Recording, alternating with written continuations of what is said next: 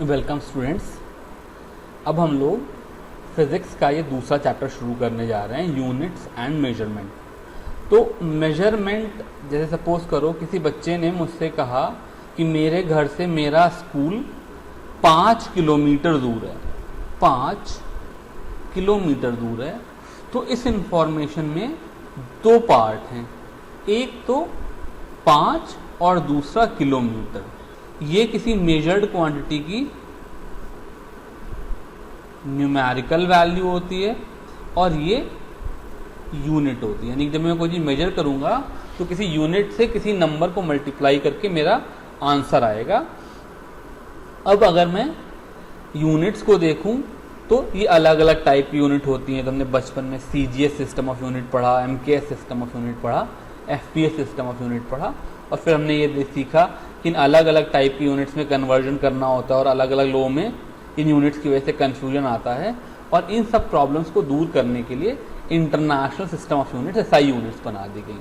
अब अगर मैं SI सिस्टम ऑफ यूनिट्स को देखूं तो लेंथ, मास, टाइम, इनके बारे में तो हम पहले से ही जानते हैं। इसके अलावा ये 4 और यूनिट हैं। इलेक्ट्रिक करंट, जिसको मैं I से डिनोट करता हूँ और उसकी यूनिट एम्पियर है। थर्मोडायनेमिक टेम्परेचर T, जिसकी यूनिट केल्विन है। अभी तक हम लोग टेम्परेचर को जनरली डिग्री सेल्सियस में मेजर करते थे, पर SI सिस्टम ऑफ यूनिट्स में टेम्परेचर की यूनिट डिग्री केल्विन है। अमाउंट ऑफ सब्सटेंस N से डिनोट करते हैं और इसकी यूनिट मोल है। और ल्यूमिनस इंटेंसिटी की यूनिट कैंडला है। इसमें से ल्यूमिनस इंटेंसिटी के बारे में चिंता करने की ज़रूरत नहीं है, बिकॉज 11th-12th में यहाँ पर जब मैं एक बार पढ़ रहा हूँ उसके बाद कहीं पर भी इस फिजिकल क्वांटिटी की ज़रूरत हमको नहीं पड़ेगी। बाकी बची ये जो 6 यूनिट्स हैं इनको हम लोग टाइम एंड अगेन यूज़ करते रहेंगे।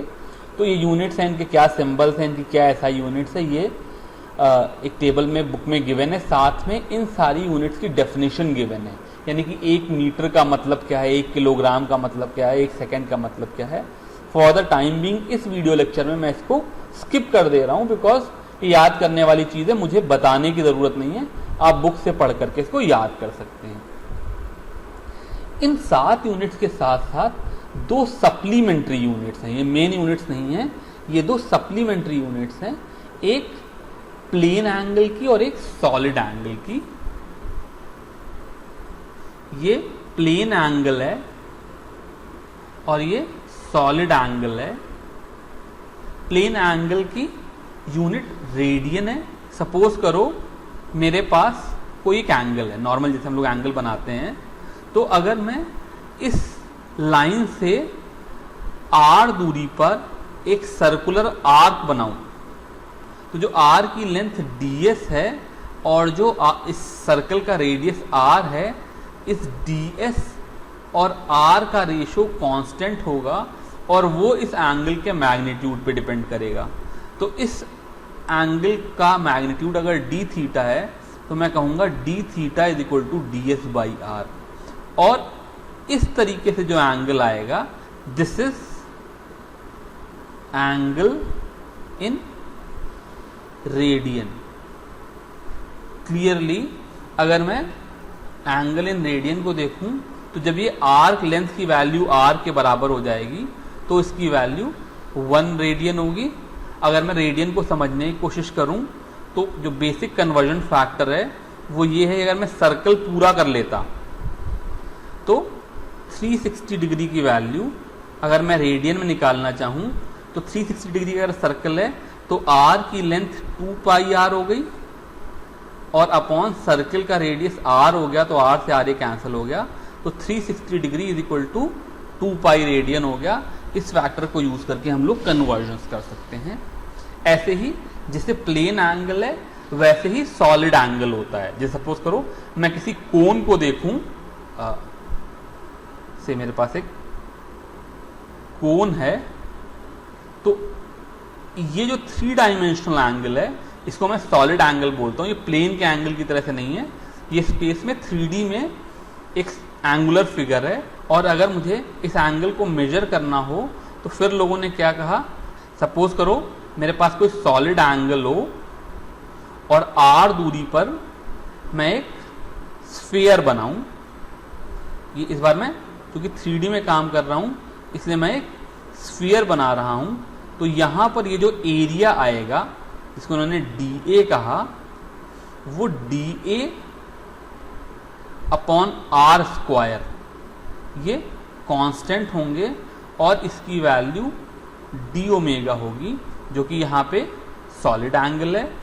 अगर मैं सॉलिड एंगल को समझना चाहूँ तो सपोज करो मैं एक स्फीयर ले लूँ तो R रेडियस का, तो ये जो स्फीयर है ये सेंटर के ऊपर 4 पाई R स्क्वायर एरिया डाल रहा है और इसको अगर मैं R स्क्वायर से डिवाइड कर दूं तो ये 4 पाई आ जाएगा। इसका मतलब एक पूरा स्फीयर जो है वो 4 पाई स्टेरेडियन का सॉलिड एंगल होता है। ये दो नई चीज हम लोग SI यूनिट्स में सीखेंगे, बाकी तो हम पहले से जानते हैं। अब इन SI यूनिट्स के अलावा कुछ यूनिट्स हैं जो हम लोगों ने रिटेन कर ली। तो अगर बुक में देखोगे तो काफ़ी ढेर सारी यूनिट्स हैं, बट मैंने यहाँ पर वो सारी नहीं बताई क्योंकि लीटर क्या है या एक टन क्या है या एक क्विंटल क्या है ये ज़्यादातर लोगों को पता होगा। जिन लोगों को नहीं पता उनको फिर से बुक से देखना पड़ेगा। पर 3 यूनिट्स हैं जिनको मैं फिर से बता देना चाहूँगा। एक तो है डिग्री, डिग्री एंगल का मेजर है और ये रेडियन से रिलेटेड है। और अभी मैंने जस्ट पीछे कैलकुलेट करके बताया कि 360 degree is equal to 2 pi radian होता है। तो यहां से 1 डिग्री की वैल्यू 2 पाई बाई 360 आ जाएगी, which is pi by 180 radian. तो इस तरीके से मैंने कन्वर्जन फैक्टर निकाल लिया। दूसरा बार जो है ये प्रेशर की यूनिट्स है और 1 bar is equal to 10 to the power of 5 pascals, जहाँ पर पास्कल प्रेशर की SI यूनिट है, which is 1 newton per metre square. Newton force और metre square area, pressure force upon area होता है, हमें पता ही है। और स्टैंडर्ड एटमॉस्फेरिक प्रेशर, इसको मैं ATM से डिनोट करता हूँ, और 1 atmosphere is equal to 1.013 into 10 to the power of 5 pascal. इसको अगर मैं चाहूँ तो 1.013 बार भी लिख सकता हूँ। ये 3 ऐसी रिटेन्ड यूनिट्स हैं जिसमें से डिग्री के बारे में मुझे तो पता था, लेकिन हमें डिग्री से रेडियन में कन्वर्जन नहीं पता था, और बार और एटमॉस्फेरिक प्रेशर का वैल्यू शायद तक आप लोगों को ना याद हो, इसलिए मैंने सोचा कि यहाँ पर बता दिया जाए। अब यहाँ पर पहला एग्जाम्पल देखते हैं। इन्होंने कहा calculate following angles in radian. तो पहला तो 1 डिग्री है, और 1 डिग्री को तो अभी मैंने दिखाया कि 1 degree is equal to pi by 180 radian, तो इसमें तो प्रॉब्लम ही नहीं है। फिर ये एक आर्क मिनट, तो पहले बता दूं आर्क मिनट क्या होता है। 1 डिग्री में 60 मिनट्स होते हैं। इसको एक डैश से ऐसे शो करते हैं और इसका मतलब होता है 60 आर्क मिनट। तो अगर 1 डिग्री में 60 आर्क मिनट हैं तो 1 minute is equal to 1/60 degree, और डिग्री को चूंकि मैंने अभी कन्वर्ट कर लिया है, इससे this will be equal to pi by 60 into 180 radian. तो इस तरीके से मैं 1 मिनट को रेडियन में कन्वर्ट कर लिया। अब एक आर्क सेकेंड आर्क मिनट से भी छोटी यूनिट है, और 1 arc minute is equal to 60 second होता है, और इसको मैं 60 आर्क सेकेंड कहता हूं। यानी कि 1 डिग्री में 60 मिनट और 1 मिनट में 60 सेकेंड्स। तो अगर 1 मिनट में 60 आर्क सेकेंड है तो 1 arc second is equal to 1/60 minutes हो जाएगा। और 1/60 मिनट्स को, चूंकि मैंने 1 मिनट की वैल्यू यहाँ पे निकाली है, इसलिए इसको मैं pi upon 60 into 60 into 180 radian लिख सकता हूँ। अब हम लोग मेजरमेंट ऑफ लेंथ देखते हैं। तो नॉर्मल लेंथ मेजर करने के लिए तो मेरे पास मीटर स्केल या इंची टेप या वर्नियर कैलिपर इस तरह के डिवाइसेस हैं ही, लेकिन यहाँ पर हम लोग इस चैप्टर में वेरी लार्ज डिस्टेंसेस और वेरी स्मॉल डिस्टेंसेस को कैसे मेजर किया जाए ये देखने की कोशिश करेंगे। तो लार्ज डिस्टेंसेस को मेजर करने के लिए हम लोग पैरालैक्स मेथड यूज़ करते हैं। पैरालैक्स मेथड का बेसिक फंडा क्या है कि सपोज करो मेरे पास कोई एक पॉइंट है ए और यहाँ से काफ़ी दूरी पर कोई दूसरा पॉइंट है बी। अब मैंने ए से बी को देखा। अब अगर मैं मूव करके किसी नई पोजीशन सी पे आ जाऊं परपेंडिकुलर टू ए और यहाँ से बी को देखूं कुछ इस तरीके से, तो बी की पोजीशन में जो थोड़ा सा चेंज आएगा एंगुलर, अगर उस एंगुलर चेंज को मैं थीटा कहूँ, इस लेंथ ए सी को एल कहूँ और इस साइड ए बी को आर कहूँ, तो ये अप्रॉक्सीमेटली, क्योंकि आर काफ़ी बड़ा डिस्टेंस है इसलिए approximately arc of a circle की तरह से, जो साइड ए सी है इसको मैं approximately arc of a circle की तरह से देख सकता हूँ। इसलिए थीटा की value approximately L by R हो जाएगी। यहाँ पर मैं थीटा रेडियन में ले रहा हूँ, ये मैं आपको पहले बता दूँ, बिकॉज रेडियन में angle is equal to arc upon length होता था। तो अगर किसी तरीके से मैं ये एंगल थीटा मेजर कर लूँ तो ये एल तो मैं आराम से मेजर कर सकता हूँ और वहाँ से मुझको आर की वैल्यू मिल जाएगी। ये पैरालैक्स मेथड है।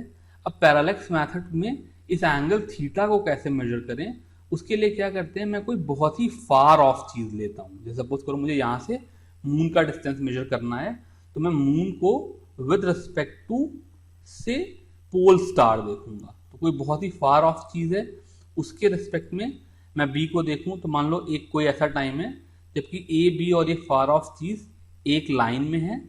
थोड़ा दूर जाने पे क्या होगा, जो ये फार ऑफ चीज़ है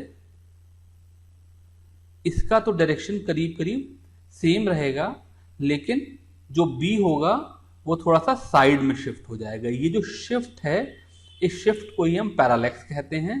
और ये जो फार ऑफ चीज़ है और बी, इन दोनों को जब मैं सी से देख रहा हूँ तो इनके बीच का जो एंगल है, इसको अगर मैं थीटा ले लूँ तो because of alternate interior angle ये थीटा और ये थीटा इक्वल होगा और इस तरीके से मैं इस एंगल थीटा को मेजर कर लूँगा और इससे मुझको आर की वैल्यू मिल जाएगी। यहाँ पर चूंकि मैंने आर को very very greater than L लिया है या थीटा को बहुत स्मॉल लिया है, इसलिए मैंने directly theta is equal to L by R ले लिया। अदरवाइज अगर मान लो सपोज करो ये आर बहुत बड़ा नहीं होता है, of the order of L ही होता, तो मैं tan theta is equal to L by R से भी काम चला सकता था।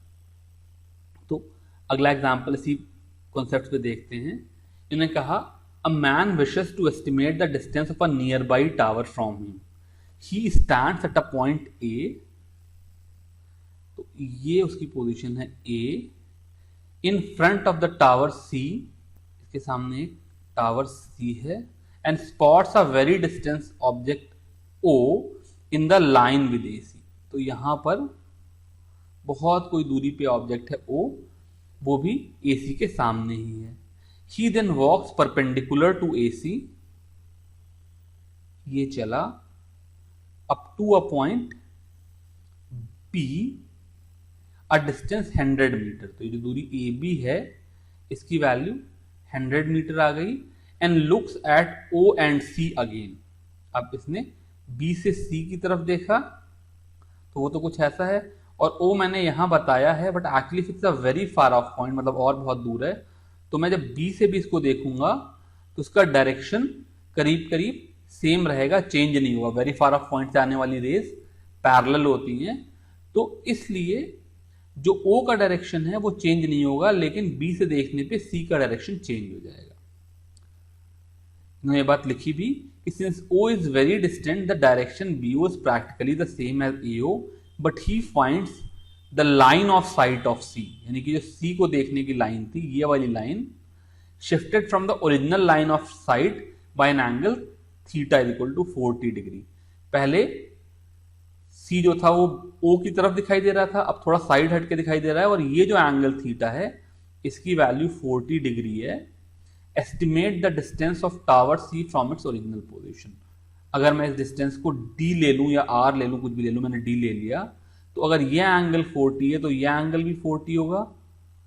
तो यहाँ से 100 metre upon D is equal to tan 40 degree, या डी की वैल्यू 100 बाई tan 40 जो कि 100 cot 40 डिग्री आ जाती है, वो आ जाएगी।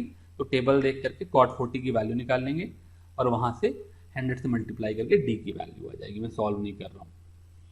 ये जो पिछला एग्जाम्पल था ये मेरा दूसरा वाला केस था जहां पर थीटा काफी बड़ा था, इसलिए मुझे आर्क अपॉन रेडियस में यूज करके tan थीटा यूज करना पड़ा था।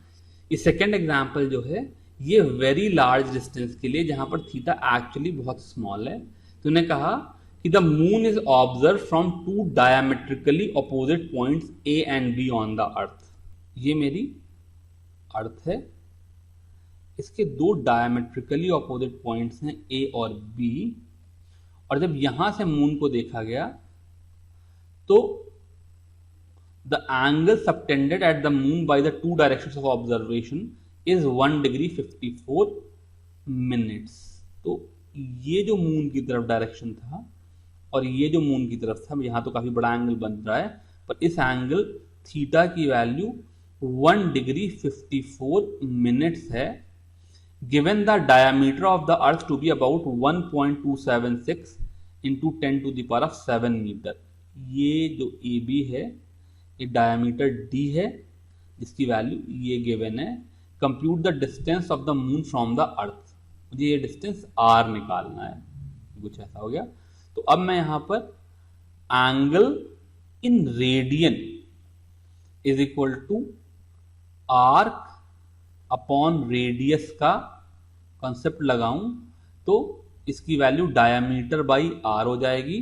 तो मेरे दो काम होंगे, पहली बात तो मुझे थीटा को रेडियन में कन्वर्ट करना पड़ेगा।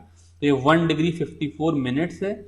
मैं तुमको अभी क्या बताया था कि 60 minutes is equal to 1 degree होता है, ये मिनट और डिग्री का कन्वर्जन है। तो इसका मतलब 54 मिनट की वैल्यू हो जाएगी 1/60 इंटू 54 यानी कि 0.9 डिग्री, यानी कि 1 degree 54 minute is nothing but 1.9 degree. और अब डिग्री को अगर मैं रेडियन में कन्वर्ट करना चाहूं तो 1.9 degree is equal to 1.9 into pi by 180, क्योंकि हमने पीछे एग्जाम्पल में सॉल्व किया था 1 degree is equal to pi by 180 radian. तो जो एंगल मेरा थीटा हो गया इसकी वैल्यू रेडियन में 1.9 इंटू पाई बाई 180 हो गई, which is equal to D which is 1.276 into 10 to the power of 7 metre upon R, where R is the distance between moon and earth. इस equation को solve करके मैं are की value निकाल दूंगा। अब ये और ज्यादा दूरी की बात हो गई, बट कंसेप्चुअली ये प्रॉब्लम भी बिल्कुल वैसे ही है। इन्होंने कहा सन्स, ये थोड़ा सा टाइपोग्राफिकल मिस्टेक है, ये अपॉस्ट्रोफी है।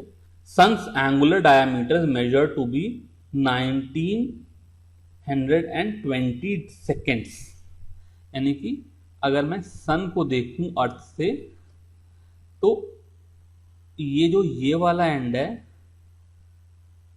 और ये वाला एंड है, बहुत अच्छा तो डायग्राम नहीं बना, लेकिन इस थीटा की वैल्यू 1920 सेकेंड्स है।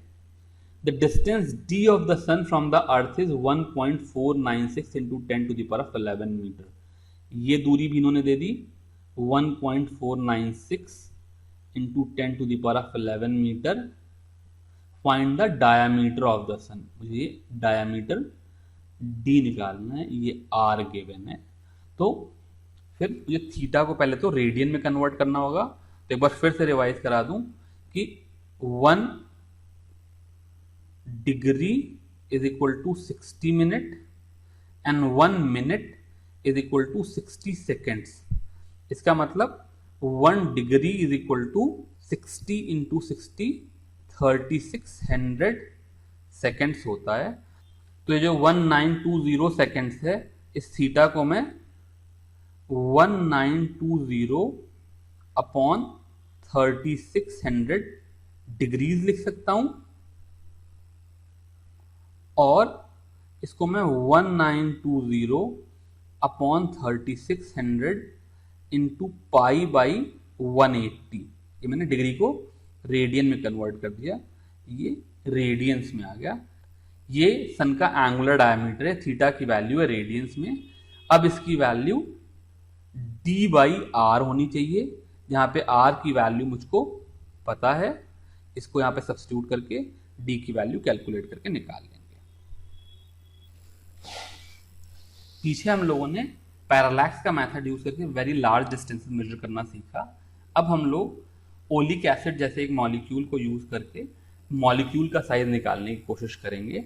तो जो क्लोरीन या नाइट्रोजन या ऑक्सीजन जैसे मॉलिक्यूल्स हैं, इनका साइज निकालना तो मुश्किल है, बट जो ओलिक एसिड है इसकी खास बात क्या है कि जब इसको मैं वाटर पे डालता हूँ तो ये इस तरीके से स्प्रेड होता है कि एक मॉलिक्यूल की लेयर बना लेता है, यानी कि ऐसी लेयर बना लेता है जिसकी थिकनेस खाली एक मॉलिक्यूल की है। क्यों ऐसा होता है उस केमिस्ट्री की डिटेल में हम लोग नहीं जाना चाहते, बट फिलहाल ये समझ लो कि एक मॉलिक्यूल की लेयर बना लेता है। तो इस प्रॉपर्टी को यूज करके इस ओलिक एसिड के मॉलिक्यूल की लंबाई कितनी है ये हम लोग मेजर करने की कोशिश करेंगे, साइज ऑफ द मॉलिक्यूल जानने की कोशिश करेंगे। तो इस एक्सपेरिमेंट में हम क्या करेंगे, 1 ml ओलिक एसिड लेकर के उसमें इतना अल्कोहल मिलाएंगे कि टोटल 20 ml आ जाए। अब ये ऐसा सोल्यूशन हो गया जिसमें 1 ml पर 20 ml ओलिक एसिड है, या 1 सेंटीमीटर क्यूब पर 20 सेंटीमीटर क्यूब ओलिक एसिड है। अब इस सोल्यूशन की जो भी सोल्यूशन बना, इसका 1 ml लेकर के इसमें और अल्कोहल मिलाएंगे ताकि ये फिर से 20 ml हो जाए। तो जो नया सोल्यूशन बना, इसमें जो ओलिक एसिड का वॉल्यूम है वो 1/20 इंटू 20, यानी कि 1/400 ml ऑफ ओलिक एसिड पर ml है। ये मेरे पास एक डाइल्यूट ओलिक एसिड का सोल्यूशन बन गया। अब मैं क्या करूंगा, एक बड़ा सा वाटर का ट्रफ लूंगा और इस ट्रफ के ऊपर एक चीज होती है लाइकोपोडियम पाउडर, जो कि वाटर के ऊपर फैल जाता है पूरा, वो डाल दूंगा और ये जो सोल्यूशन है इसकी एंड ड्रॉप्स डाल दूंगा। अब जो एंड ड्रॉप्स हैं, सपोज करो अगर एक ड्रॉप की वॉल्यूम VmL है तो एन ड्रॉप्स की वॉल्यूम NvML होगी, और चूंकि 1 ml सोल्यूशन में 1/400 ml ओलिक एसिड है, तो इस NvML सोल्यूशन में NV/400 ml ओलिक एसिड है। तो मैंने इसमें कितना ओलिक एसिड डाला ये मुझे बदल गया। अब होगा क्या कि जो अल्कोहल है वो वाटर सॉल्युबल है और जो ओलिक एसिड है वो वाटर इनसॉल्युबल है। इस ओलिक एसिड की क्या टेंडेंसी है कि ये सरफेस पे एक मॉलिक्यूल की लेयर बना लेता है। ठीक है, तो सरफेस के ऊपर आकर के एक एक मॉलिक्यूल ऐसे तैर जाएगा। ऐसा क्यों होता है इस केमिस्ट्री में जाने की जरूरत नहीं है। तो अगर मैं इसको टॉप व्यू देखूंगा, सपोज करो ऐसे देखूं, तो मुझे ऐसे बड़ी सी ट्रफ दिखाई देगी और जिसके अंदर एक सर्कुलर सा पैच, ऑलमोस्ट सर्कुलर सा पैच ओलिक एसिड का तैर रहा होगा। अब सपोज करो मैं अगर इसका डायामीटर d मेजर कर लूं या रेडियस r मेजर कर लूं, तो πd²/4 ये इसका एरिया हो गया, इनटू थिकनेस t, जो भी इस मोनोलेयर की थिकनेस हो गई, ये वॉल्यूम ऑफ ओलिक एसिड हो गई, जिसकी वैल्यू NV/400 ml है।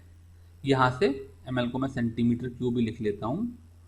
तो अगर मैं यहां पर d को भी सेंटीमीटर में लिखूं तो मेरी थिकनेस आ जाएगी, 4 से ये 4 कैंसिल हो गया, यहाँ पे 100 बचा, तो इसकी वैल्यू हो जाएगी NV/100 πd² सेंटीमीटर। तो कितनी ड्रॉप मैंने डाली है मैं मुझे पता ही है।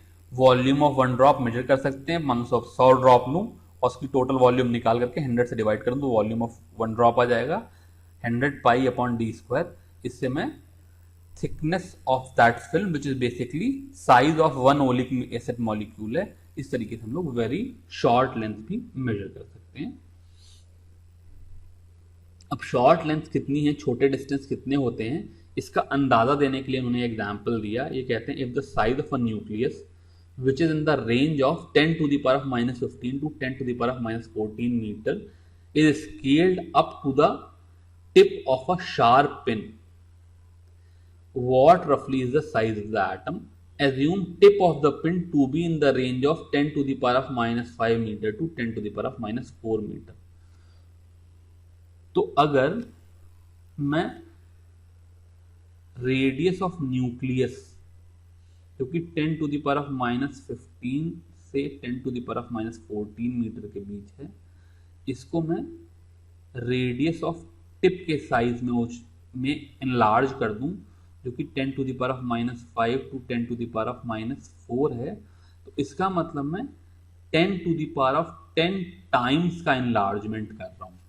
मैं 10⁻15 को 10⁻5 कर रहा हूँ, इसका मतलब मैं 10⁻10 टाइम्स का एनलार्ज कर रहा हूँ। अब रेडियस ऑफ एटम जो होता है ये तकरीबन 1 एंगस्ट्रॉम का होता है, जिसको मैं 10⁻10 मीटर लिखता हूं। तो अगर सेम एनलार्जमेंट फैक्टर लगाऊं तो radius of enlarged atom will be equal to 10⁻10 into 10⁻10 which will be 1 metre.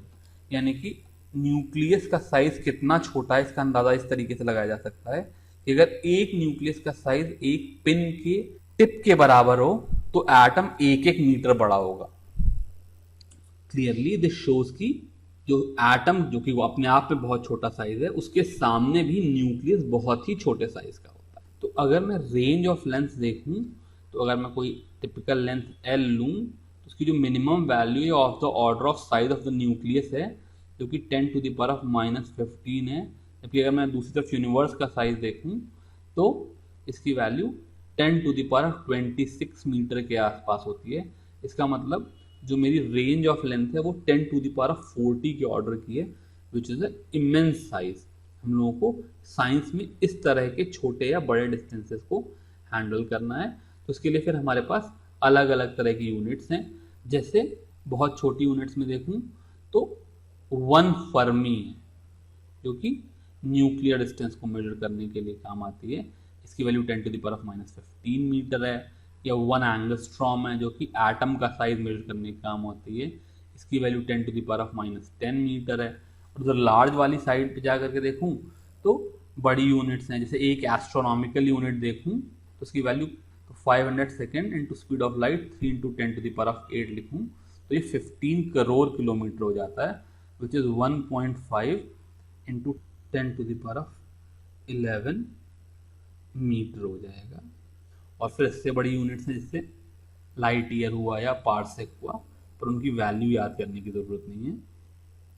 ऐसे ही मैं मेजरमेंट ऑफ मास को देखूं तो फिर बहुत स्मॉल जो मास हैं, जैसे मास ऑफ एटम हुआ, मास ऑफ आयन हुआ, समथिंग लाइक दैट, तो उसको मेजर करने के लिए मेरे पास एक खास तरीके के इक्विपमेंट होते हैं जिनको मैं मास स्पेक्ट्रोस्कोप बोलता हूँ।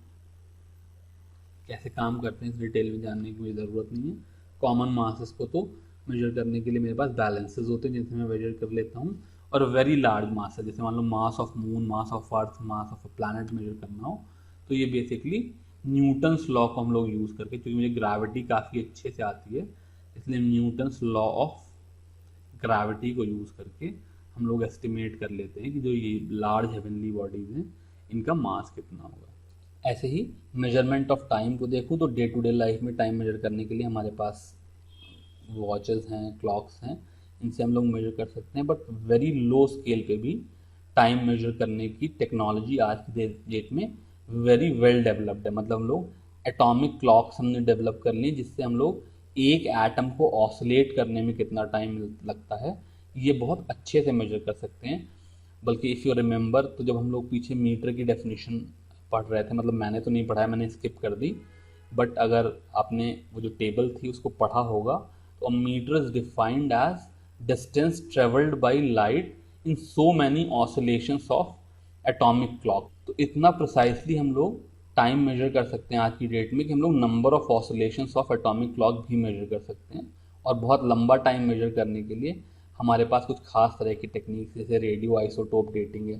सपोज करो मेरे पास कोई डायनासोर का स्केलेटन निकला कहीं पर आर्कियोलॉजिकल स्टडी में, तो हम क्या करेंगे उस डायनासोर के स्केलेटन में कार्बन 14 का कितना अमाउंट है और एक लिविंग ऑर्गेनिज्म में कार्बन 14 का कितना अमाउंट है, इसको रिलेट करके उसकी एज क्या थी, क्या टाइम था, ये सब चीज़ें रेडियो एक्टिव डिके की कैलकुलेशन करके निकाल सकते हैं। बट इस क्लास में इस टॉपिक में फ़िलहाल हमें ये सब सीखने की ज़रूरत नहीं है। तो with this I finish this topic. Thank you.